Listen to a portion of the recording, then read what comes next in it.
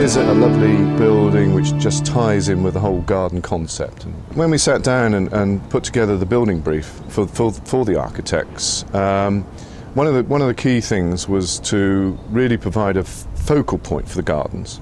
Again, going back to the old buildings, they were rather hidden away, not really an integral part of the gardens, and we wanted to change that and really make them one of the key areas. So the gardens themselves could be drawn into one particular building. The Savill Building really can only be seen as part of its landscape. The intention was from the outset that the building would be an addition, but a very low-key addition to a fantastic piece of landscape, which is the Royal Estate, the Great Windsor Park.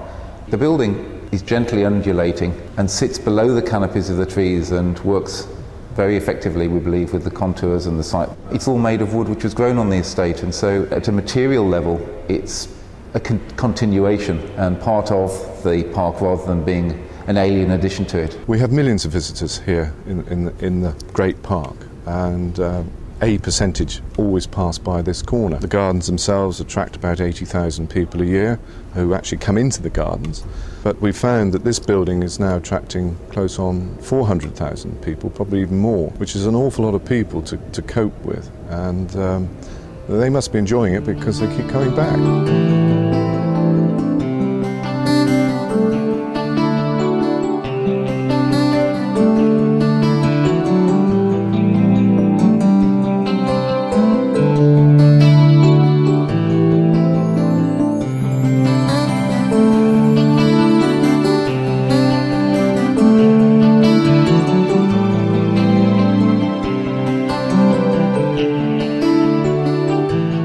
The new Savill Building is a glorious new addition to the garden. It's a fabulous gateway to the royal landscape, and it raises the benchmark for public visitor centres for garden attractions up and down the country. The staff are all extremely proud of it.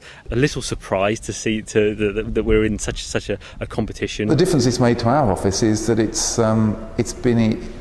we've been practicing for 17 years. It's the highest recognition that we've had.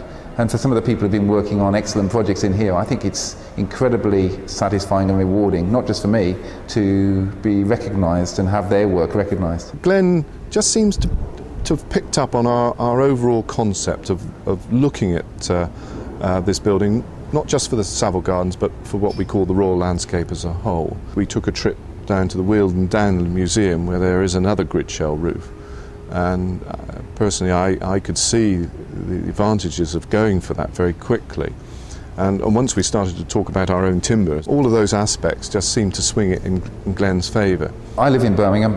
We've got our main office here. We've got an office in London which has got about 20 people. Perceptually, I think there's a huge still gulf between the capital and regional cities, and one of the reasons we opened a London office was that it would be easier to be taken seriously for projects such as the Savill Building.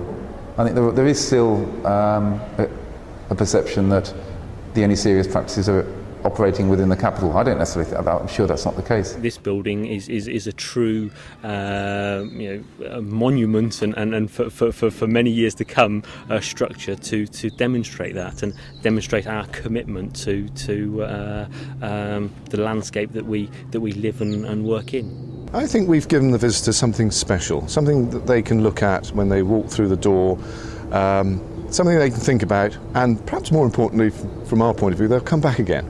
We love it. We've watched it from day one being erected. I love the roof. I love the inside of the roof when you get into the restaurant and look at all the wooden bits. No, I think it's very, very good. Yeah, very good. Agree. I like the design. The design's very good. Everything they've done about it, especially the way that they've worked nature into it as well, which is really good. There is a danger that buildings become a bit like retail outlets, more anywhere, less somewhere specific.